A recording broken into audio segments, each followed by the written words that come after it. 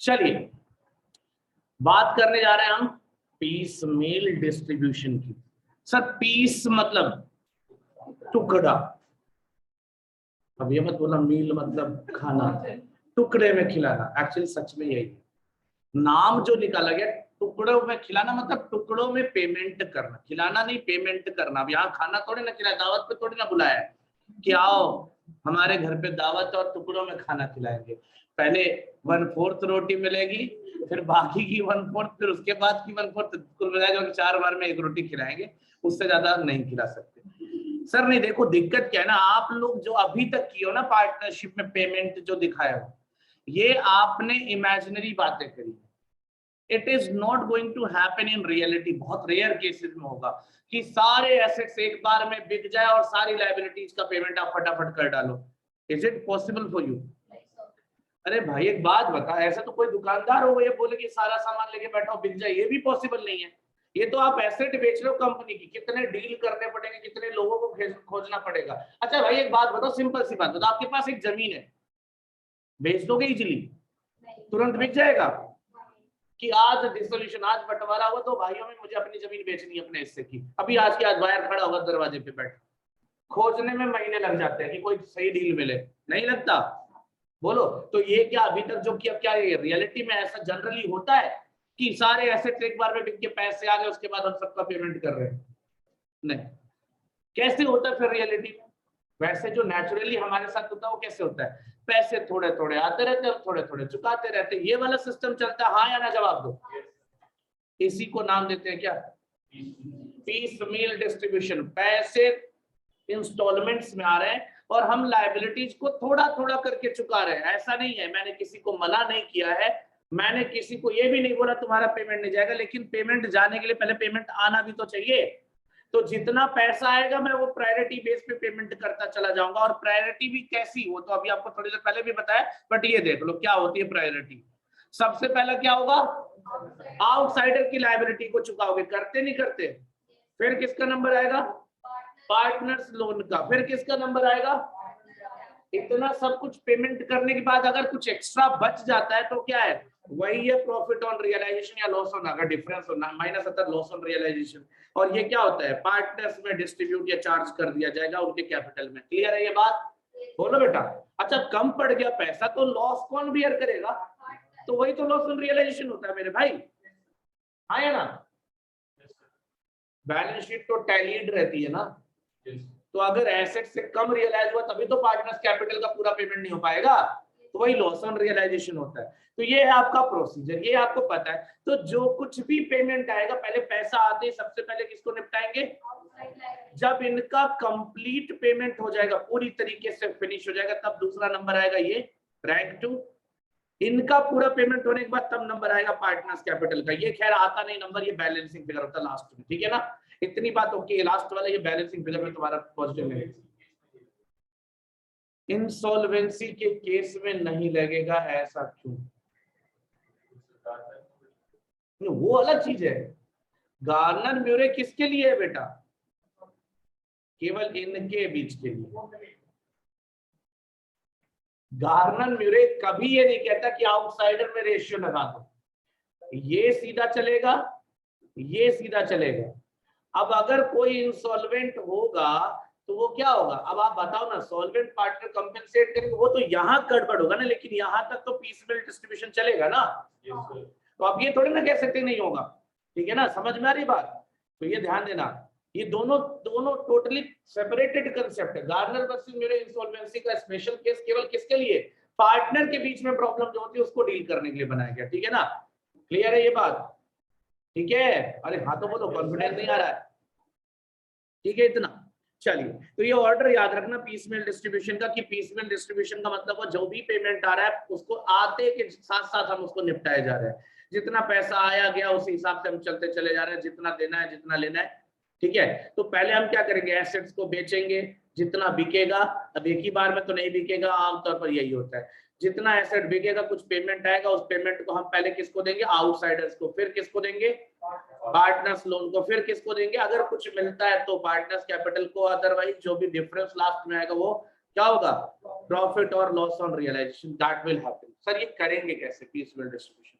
इसके दो मेथड। पहला क्या है? अब बेटा एक बात है, ये किसको डील करता है? ठीक है ना? सो स्पेसिफिकली ये मेथड जो है ना, ये जब इंसॉल्वेंसी होगा तो इस मेथड का इंपैक्ट खत्म हो जाएगा। सर ध्यान देना, पीसमेल डिस्ट्रीब्यूशन का एक्चुअल मतलब इतना ही नहीं है जो यहाँ पे पढ़ रहे हो, ठीक है ना? पीसमेल डिस्ट्रीब्यूशन का बेसिक मतलब क्या है कि आप थोड़ा थोड़ा करके सेट ऑफ कर, तो यहाँ तो कोई दिक्कत नहीं आएगी, यहाँ तो पीसमेल डिस्ट्रीब्यूशन एज इट इज चलेगा, चाहे इंसॉल्वेंसी हो चाहे, बात समझ में आई नहीं? लेकिन जब पार्टनर्स कैपिटल की बात आएगी इंसॉल्वेंसी में, इन दोनों मेथड में पंगा होगा या नहीं होगा? होगा ना? तो फिर यहाँ गड़बड़ आएगी। यानी आप बेसिकली अगर देखा जाए कि इंसॉल्वेंसी का पीसमेल डिस्ट्रीब्यूशन का क्वेश्चन हमारे एग्जाम में आए, चांस नहीं। क्यों? यही दो मेथड पूछा जा सकता है, यही अप्लाई नहीं होगा। पीसमेल, फिर क्या तुम्हारे को इसके लिए पीसमेल डिस्ट्रीब्यूशन करवाएगा क्या एग्जाम? और आपको बता दो इस टॉपिक की इंपॉर्टेंस एक बार ध्यान से सुन लो कि कई बार, मतलब 2 या 3 बार ऐसा हुआ है, 2 बार तो मुझे याद है, तीसरी बार भी होगा ही शायद, कि ये एग्जाम में 20-20 नंबर में आया हुआ, 20 नंबर में पीसमेल डिस्ट्रीब्यूशन आया हुआ है, ऐसा हो चुका है एग्जाम में, और क्वेश्चन ठीक ठाक है। हाँ सर इसमें दिक्कत क्या सर, 20 नंबर लायक क्यों बना? सर इसमें लिखना बहुत पड़ता है, लिखना ज्यादा पड़ता है, मतलब ठीक है बोरिंग सा लगने लगेगा एट अ टाइम, अगर आप 4-5 क्वेश्चन करोगे और फिर आपको लगेगा यार ये इतना सारा लिख क्यों रहे हैं, सही लिख रहे हैं बट फिर भी बहुत ज्यादा लिखना पड़ता है। तो आपको अपनी प्रैक्टिस अपडेटेड रखनी है पीसमेल डिस्ट्रीब्यूशन के ऊपर, ठीक है ना? जितनी बातें कराई जा रही है उसको करना है, ये नहीं करना कि यार एक ही जैसा बार बार हो रहा है तो छोड़ देंगे, नहीं, स्पीड भी चाहिए तो आपको करना पड़ेगा। मेथड कितने बेटा इसके लिए? 2। पहला क्या है, दूसरा क्या है, और ये किसके सेट ऑफ के लिए यूज होगा? यानी बाकी जो आउटसाइडर और पार्टनर्स लोन, उसके लिए कोई मेथड नहीं यूज करोगे आप, although that is also the part of piecemeal distribution, but method नहीं लगेगा, क्योंकि उनके लिए कोई ऐसा नहीं है कि किसको पहले किसको बाद में दे। आउटसाइडर हो तो जितने आउटसाइडर है वो इक्वल रैंकिंग रखते हैं, लेकिन पार्टनर्स में ऐसा चलता है क्या? किसी का प्रॉफिट शेयरिंग रेशियो अलग होगा बट कैपिटल डिफरेंशिएटेड होगा, किसी का कैपिटल बराबर होगा और रेशियो डिफरेंशिएटेड होगा, हाँ या ना? ऐसा भी तो हो सकता है इक्वल प्रॉफिट शेयरिंग रेशियो, लेकिन किसी का कैपिटल ज्यादा कम और फिर उससे कम हो जाए, 3 लोग है मान लो, किसी का 10 लाख है, फिर 5 लाख है, फिर 3 लाख है, और रेशियो जो है वो इक्वल है, ऐसा हो सकता नहीं हो सकता? तो क्या इक्वल पेमेंट कर देते? नहीं कर सकते। क्यों? किसी ने 1 रुपए के प्रॉफिट के लिए किसी ने 3 लाख लगाया है, और कोई 1 रुपए के प्रॉफिट के पीछे 10 लाख लगाया, दोनों बराबर कैसे हो सकते, बताओ मुझे? हो सकते बराबर? तो कहीं ना कहीं गड़बड़ आएगा ना। अब अगर आप बराबर पेमेंट करने लगोगे तो ये धोखा नहीं हो जाएगा दूसरे के साथ में कि मैंने ज्यादा पेमेंट कर रखा तो मेरे साथ तो मजाक चल रहा है? क्लियर है ना? सो आप याद रखना ये दोनों मेथड इसीलिए बनाए क्योंकि पार्टनर्स मल्टीपल होते हैं और कोई प्रायोरिटी सेट नहीं होती पहले किसका पहले बाद, क्योंकि पेमेंट की बात है तो हर कोई चाहेगा पहले मुझे दे दो, हाँ या ना? लेकिन ऐसा नहीं चलेगा। तो ये 2 मेथड ऑथराइज्ड मेथड्स हैं, कौन से? Relative capital method, although module में आपको पहले मैक्सिमम लॉस मिला, ये मैं अपने हिसाब से बता रहा हूँ जो मैं पढ़ाऊंगा आपको। रिलेटिव कैपिटल मेथड और दूसरा क्या है? मैक्सिमम लॉस मेथड, याद रखना, ठीक है? इतना पक्की बात? आगे चले ना, इतनी बातें याद रखनी है आपको, थ्योरेटिकली इतना नोट्स आपको रखना है, इससे ज्यादा नहीं करना।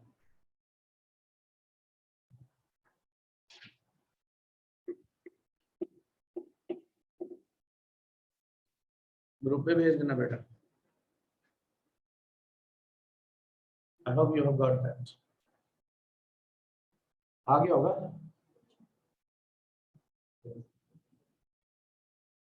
यार। चलिए तो पहला मेथड हम शुरू करने जा रहे हैं, रिलेटिव।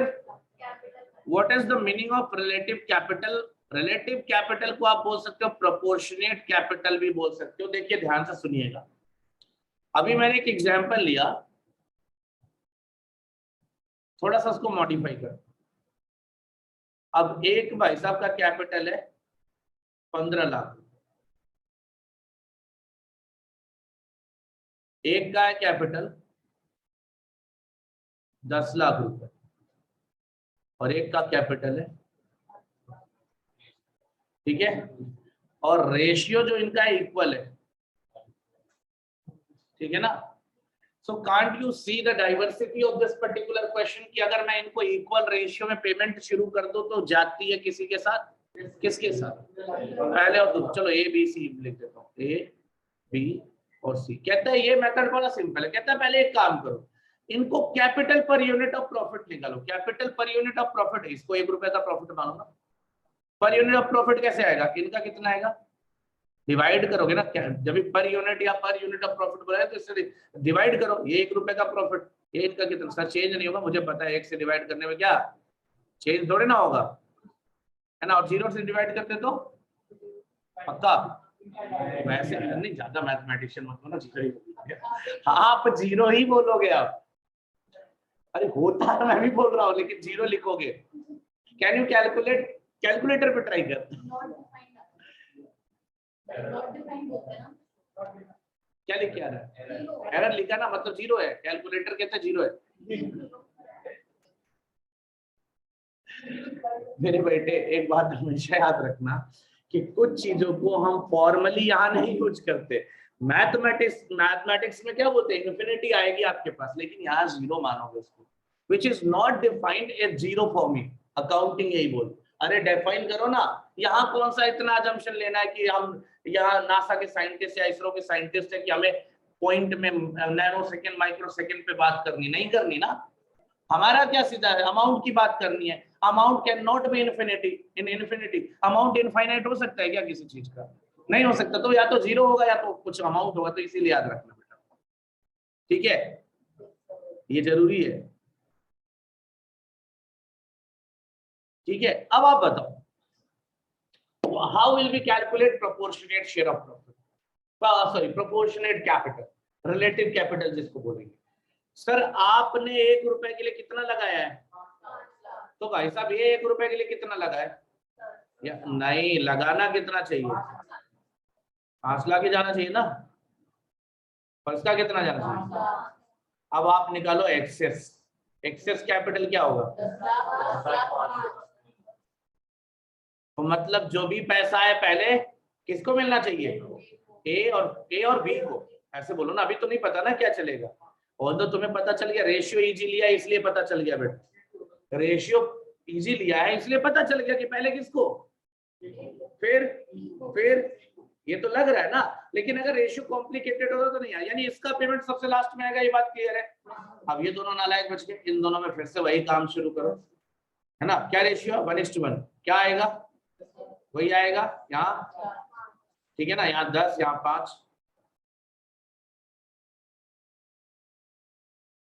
ठीक है, ये फिर जब करोगे तो क्या आएगा, मतलब इनके पास एडिशनल 5 बचेगा, इनका नील हो जाएगा, इनका, यानी जो भी पहला पेमेंट जाएगा 5 लाख तक का किसको जाएगा, फिर जब इसका 5 खत्म हो जाएगा उसके बाद 5 इसको बराबर, नहीं कि बी को जाएगा, 5 और 5 बराबर, समझो ना यार। एक बात बताओ, कितना एक्स्ट्रा ए ने लगाया था, 10 लाख, कितना एक्स्ट्रा बी ने लगाया था, 5 लाख, तो जो बी से कितना ऊपर लगाया था इसने, समझो ना, ये बी के कंपैरेटिवली कितना ज्यादा लगाया था इसने, 5 लाख, तो पहला 5 लाख किसको जाएगा, ए को जाएगा, ठीक है। अब ए और बी बराबर हो गए ना, अब बराबर डिस्ट्रीब्यूशन होगा कितने कितने का, 5-5 लाख का रेशियो में जाएगा इक्वल। उसके बाद जब इन दोनों का 5-5 लाख और पे हो जाएगा, फिर कहाँ जाएंगे, फिर ए बी और सी तीनों बराबर खड़े हो जाएंगे और इक्वल रेशियो में चला जाएगा, ठीक है। ये सिंपल समझ में आया। इसी क्वेश्चन को मैं चेंज करता हूँ, अभी जो मैं समझा रहा हूँ ये कोई ऐसा नहीं कि डिफरेंट चीज है, यही अभी आपको करना है, मतलब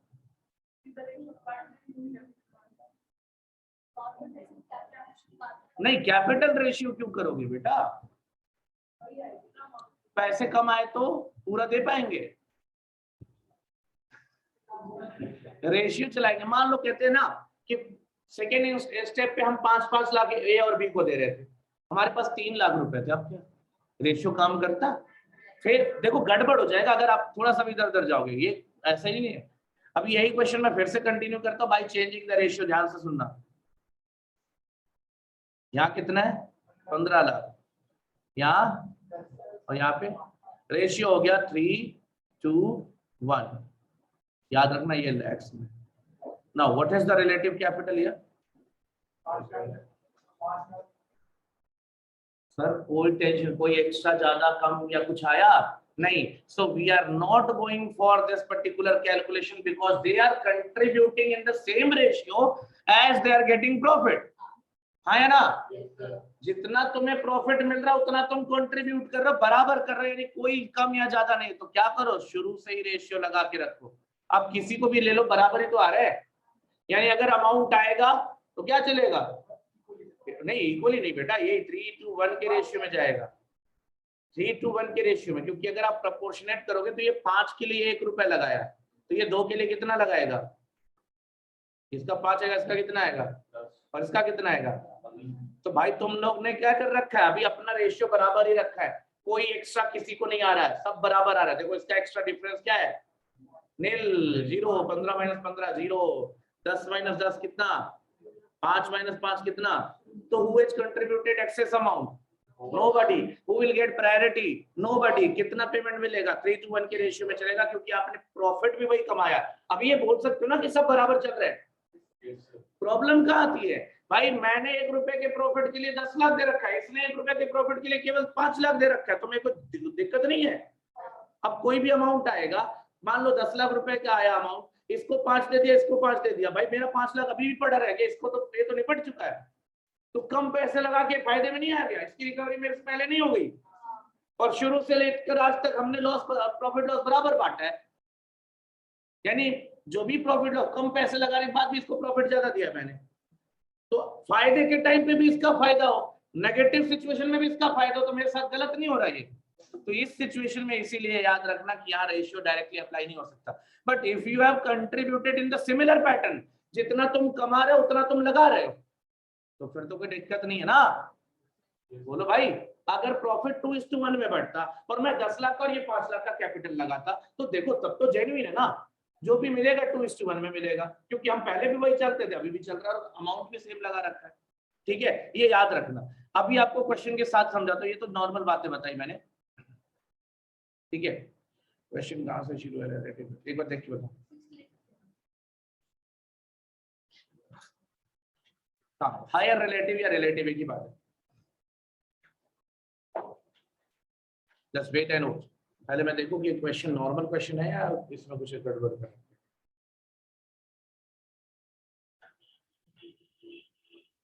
ठीक है, देखो कंसेप्ट समझाने के लिए सबसे पहले ये क्वेश्चन करना है जो नॉर्मली रूल को सेटिस्फाई करे। एक क्वेश्चन थोड़ा एक्सेप्शनल टाइप भी होता है, वो एग्जाम में आ चुका है, वो भी देखेंगे। ठीक है, what is the question here?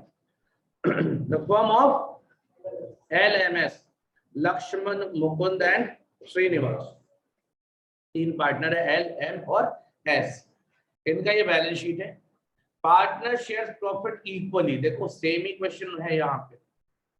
Partner share profit क्या equally, but they haven't contributed the amount in equal. लग रहा है ना साफ साफ? गड़बड़ है फिर। अब अगर मैं इनको इक्वल रेशियो में देता हूं तो किसके साथ जाती है? इन दोनों के साथ। हाँ, दोनों के साथ। ज्यादा जाती किसके साथ? इसके साथ डबल जाती है, इसके साथ डबल जाती है, इसके साथ सिंगल जाती है ना? लेकिन है तो गड़बड़ तो है ना मेरे भाई। ये मौज करेगा बैठे में, साइड में मुंह दबा के मुस्कुराएगा, है ना? मुंह छुपा के नहीं मुस्कुराते हैं, ठीक है, वो ही करेगा। ठीक है, तो गड़बड़ सा है। The firm of chartered accountant is written to realise. लो भाई, ये फर्म ऑफ चार्टर्ड अकाउंटेंट है, इतने सारे चार्टर्ड अकाउंटेंट मिलके इनका काम तमाम करेंगे, मतलब सेटलमेंट करेंगे। हाँ, वही काम तमाम तो वही बना, अंतिम संस्कार ही तो कर रहे हो आप लोग। Assets and they are there to realize the asset and distribute the cash after discharge of। ठीक है, वो देखेंगे। अब सबसे पहला पेमेंट किसको देंगे? बोलना नहीं है तो भाई साहब, their fees which are include all expenses fixed, कितने का? तो पहले तो भाई साहब जो भी पैसा आएगा ये अपना ही निकाल के लेके भाग जाएंगे। आपको नहीं लगता ये काम करेंगे? आप अगर आप ये नहीं करते तो you are not going to be the real chartered accountant. अधिकार है फिर अपना पैसा दांव पे लगाओगे। पहले किसका? पहले आत्मा फिर परमात्मा। पहले पेट भरा हो तभी भगवान भी याद आता। पेट में जब भूख लगी हो ना जोर से, तो केवल एक ही याद दिखाई देती है, खाना, ना कि भगवान। भूखे भजन नहीं होता है ना। जब पेट खाली हो तो भजन वजन भगवान भगवान याद नहीं आता, जब पेट भरा हो तो 50 बवाल निकल के आता है ना, वही चीज है। तो पहले आप अपने बारे में सोचोगे, तो ये मत कह देना 1 लाख रुपए लास्ट में देख लेंगे, नहीं, पहले यही माइनस हो जाएगा, ठीक है। उसके बाद नो लॉस, बाकी चीजें छोड़ दो, उससे मतलब नहीं है। कहता है जितना ये एसेट लिखा है ये इतना एसेट रियलाइज होगा, no loss is expected on realisation. But हाँ, रियलाइज कैसे होगा वो नीचे ज्यादा भी हो सकता है, ये नहीं कह रहा कम। लॉस एक्सपेक्टेड नहीं है, गेन तो एक्सपेक्टेड है ना, होगा ही यार। अबे तुम छोड़ो, लास्ट के 2 जोड़ लो, उसी से तुम समझ जाओगे कि 60 तो यही आ गया, ज्यादा सोचने की जरूरत है ही नहीं। चले बेटा, कैसे रियलाइज हुआ? सबसे पहला इंस्टॉलमेंट कितना आया, इंक्लूडिंग कैश बैलेंस, यानी कि 2 लाख तो कैश पे था अपने पास पहले से, 3 लाख आया, हाँ है ना, यानी टोटल 5 लाख है ना, 5 लाख है ना पेमेंट करने के लिए, या 4 लाख है? 4 लाख है, एक तो मैं ले लिया, बचा कितना मेरे पास? पहला पेमेंट किसका जाएगा, जरा ये क्वेश्चन देखो और जवाब दो। याद रखना, अभी तक कोई मेथड की बात नहीं की मैंने, चाहे वो क्या बोला मैंने, रिलेटिव कैपिटल हो या फिर मैक्सिमम लॉस हो, कोई मेथड हो, कोई फर्क नहीं पड़ता। अभी देखो, जब बात पार्टनर्स कैपिटल तक पहुंचेगी ना, तब मेथड की बात करेंगे। बच्चों ध्यान से सुन लो, जब बात कहां पहुंचेगी, पार्टनर्स कैपिटल पे, तब मेथड की बात आएगी। उसके पहले तक मेथड कुछ नहीं है, चाहे वो मैक्सिमम लॉस हो चाहे वो रिलेटिव कैपिटल हो, फर्क नहीं पड़ता।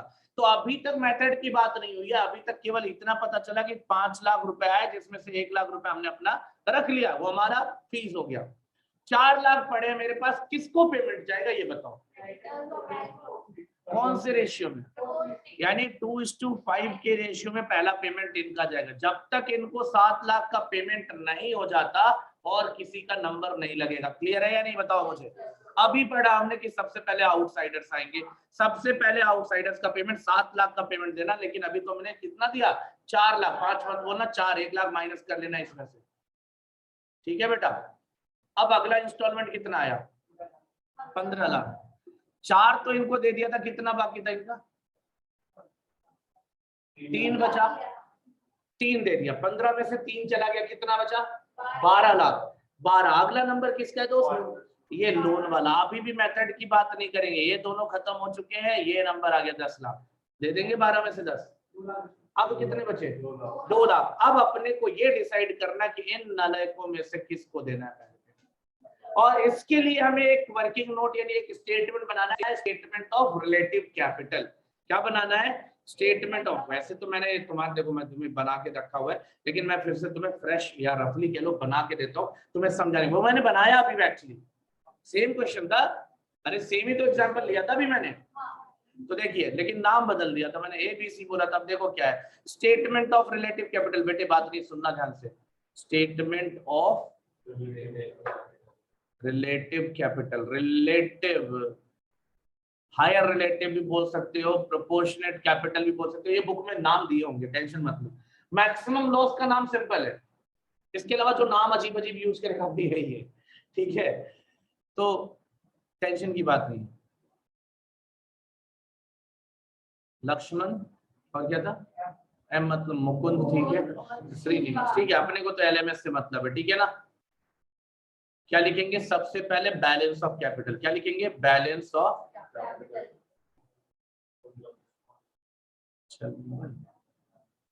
ये आएगा 15 लाख, 10 लाख और 5 lakh. What is the profit sharing ratio बेटा, 1:1:1। यही तो गेम है ना। यहाँ लिखेंगे PSR, क्या होगा, 1:1:1। यहाँ पे फिर लिखेंगे क्या, एग्जैक्टली अभी बताया था, capital per unit of profit. तो खैर यहाँ पे तो आप प्रॉफिट ही यूनिटरी में चल रहे हो, यानी 1:1 का रेशियो रखा है, यूनिटरी प्रॉफिट है, तो what will be the amount. Sir क्या हम इसको स्किप कर सकते हैं भाई, कैलकुलेटिंग नहीं, स्किप मत करना, प्रोसीजर फॉलो करना है आपको। लिखने में क्या जाता है, आपको नंबर भी तो चाहिए, एग्जामिनर को भी तो कुछ देखने को मिले। अब बात है कि हम रिलेटिव कैपिटल निकालेंगे, बेस किसको ले, क्यों, कम है तो बेस क्यों ले, ज्यादा वाले को क्यों नहीं ले रहे? रीजन बता दो तो मैं कसम से बता रहा हूँ कि तुम्हारा सीए इंटर क्लियर है। सर ये है ना, मतलब 5 लाख यार ये रीजन नहीं कर सकते। ये तुम कोई भी कैलकुलेशन उठाओ इजी होगा यार। नहीं तुमने थोड़ा सा गलत रास्ता पकड़ा, लेकिन तू क्या बोल रहा था? आता हमारा 5 लाख के बदले में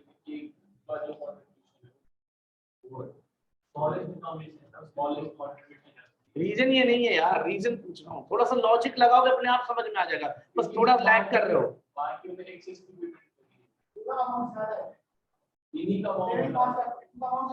किसका? तो इससे क्या दिक्कत है? तो सही जगह पहुंचो, थोड़ा और करेक्ट करो, सही जगह जा रहे हो। अरे यार छोड़ो तुम लोग, वही तो पहुंचाया था, उसके बाद उसके आगे थोड़ा सा और बोलना था इसको। सर यहाँ पे ना जो आपके पास है यही है, कोई घर से लाने वाला नहीं है, ले जा सकता है। और अगर हम इसको बेस ले लेते हैं तो इनका कैपिटल माइनस में जाएगा, जो इनको घर से लाना पड़ेगा, और ये अजम्पशन नहीं ले सकते। समझे? मुझे बस यही लाइन सुननी थी, लड़का आधे से ज्यादा पहुंच गया था, बस थोड़ा सा यही लाइन आगे नहीं बताया। नेगेटिव वैल्यू आ जाएगी, नेगेटिव वैल्यू, लेकिन ये बोलना था ना कि लाने का सिस्टम नहीं है यहाँ पे। तो एक बात बता, हम पीसमिल डिस्ट्रीब्यूशन की बात करें और अगर इनके पास लाने वाले सिस्टम की बात करोगे तो क्यों लाएंगे? बताओ ना क्यों लाए पैसे? ये पैसे इसलिए लाए कि तुम मुझे बाद में फिर पेमेंट दे दो। बेटे वो गलत, वो वहां तो अप्लाई नहीं करना है, मैंने बताया ना, वो वहां तो अप्लाई नहीं करना, वहां तो रूल ही नहीं चलेगा ये इनके कैपिटल के लिए। समझो ध्यान से। अब आप बताओ, अब 1 मिनट के लिए इमेजिन करो, अगर ये नेगेटिव हो गया, ठीक है, ये 10 लाख रुपए भाई लाए या 5 लाख लाए, पेमेंट जाएगा किसको वापस? इन्हीं को। ये 10 ले आए, ये 5 लाए, तीनों बराबर हो जाएंगे, फिर वापस पेमेंट भी तो इन्हीं को देंगे, वो पूरा पेमेंट इन्हीं को तो देंगे यार, कहीं गड़बड़ नहीं हो, पूरा पेमेंट इनको जाएगा। जो 15 लाख एक्स्ट्रा आएगा उनके पेमेंट में इनको मिल भी जाएगा। अब खुद समझो, बेवकूफी नहीं है कि एक बार पैसे मंगा रहे फिर दे रहे। इसके लिए मंगाने का रास्ता बंद, लाने का रास्ता बंद, कुछ नहीं लाना है। कोई नेगेटिव कैपिटल थोड़ी ना लेके बैठा कि वो पैसा लेके आए, वो तो हम जबरदस्ती नेगेटिव बनाने की बात करें। हम क्यों नेगेटिव बनाएंगे भाई? हमें पैसा उसने 5 लाख रुपए दे रखे, कम नहीं होते, 5 लाख की वैल्यू होती है ना, 10 की भी होती है, 15 की भी होती है, ठीक है, 15 वाले की ज्यादा होती है, लेकिन वैल्यू तो है, नेगेटिव तो नहीं है 5 लाख का। वो क्यों पैसा लाए? एक बात बताओ, तुम्हें किसी ने उधार दे रखा हो और उधार कम दे रखा हो, तुम हिसाब लगाने बैठे हो, तुम कहोगे नहीं नहीं एक काम करो, तुम थोड़ा उधार और दो, बराबर कर देते हैं पहले, फिर एक साथ पेमेंट करेंगे। ऐसे चलेगा क्या? कोई मान जाएगा? बताओ भाई, इससे मैंने उधार लिया है 5 लाख, इससे लिया 10 लाख, इसको बोलता 5 लाख और उधार दो, दोनों बराबर हो जाओगे, फिर मेरे लिए कैलकुलेशन इजी हो जाएगा। अरे कैलकुलेशन भाड़ में जाए, इजी हो मुश्किल हो तेरी प्रॉब्लम भाई, 5 लाख क्यों दो तुझे मैं? सीधा बवाल तो यही आएगा ना, एक्स्ट्रा पेमेंट क्यों दो जब तुम मुझे 5 लाख देने के लिए लाया? मैंने याद रखना, कोई लाने का कंसेप्ट नहीं, इसीलिए बेस हमेशा कम वाले को लोगे। जब इसको बेस लोगे तो इनका कैपिटल हमेशा कुछ ना कुछ एक्स्ट्रा फैच करेगा, वहां पे निकल के आएगा, लेकिन माइनस में कोई नहीं जाएगा, ठीक है ना? That is the reason we are taking base to the least वाला पर्सन, वरना नाम तो हायर रिलेटिव कैपिटल था, ठीक है? वो कंफ्यूज करने के लिए नाम होता है बेटा, हायर रिलेटिव कैपिटल मतलब ये नहीं हायर हो गया, रिलेटिव कैपिटल हायर जिसका आएगा उसको पहले पेमेंट जाएगा, ये बात है रिलेटिव कैपिटल। चलिए देखते हैं रिलेटिव कैपिटल, रिलेटिव का capital, relative capital taking S as base. ध्यान देना, आप बेस किसी को लो ऐसा मना नहीं करा गया है, बट लॉजिकली कम वाले को बेस लेना ज्यादा सफिशिएंट माना जाता है। अगर सामने वाला एग्री हो रहा है मैं लाने के लिए तैयार हूं तो फिर कोई नहीं हमें, लेकिन ऐसा होता है क्या जनरली? नहीं, ऐसा जंक्शन लेके हम अपने पैर पे कुल्हाड़ी मार लेंगे। कितना आएगा बेटा? 5 लाख। मान्य अरोड़ा, समझ में आ रहा है बेटा? पक्का बोल देना। सर हिल रहा है लेकिन वो सुनाई नहीं देता ना, तो फिर मजा नहीं आता। क्यों है? 5 घंटे सोई ना? ये बड़े बदमाश बच्चे 5 घंटे सिर्फ सोई।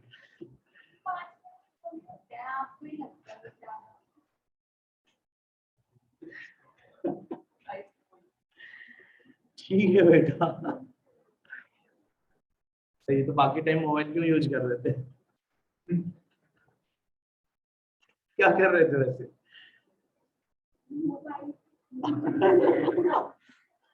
अच्छा, सच में कर रही थी या मैंने ऐसे मजाक में बोला था? वैसे तो सच में। ले भाई, मजाक भी सच निकल जा रहा है आजकल। बताइए क्या आएगा फिर? हायर, हायर देन रिलेटिव कितना है? Excess capital. ये 10 लाख वाला आ गया, ये 5 लाख आ गया इसका, और ये तो बेचारा खत्म। मतलब इसको बाद में पेमेंट जाएगा। अब यही सेम प्रोसीजर फिर से लगाएंगे, ऐसे नहीं छोड़ देंगे। अब इनकी बात करेंगे, इन भाई साहब को खत्म। Again capital per unit of कितना, ओ सॉरी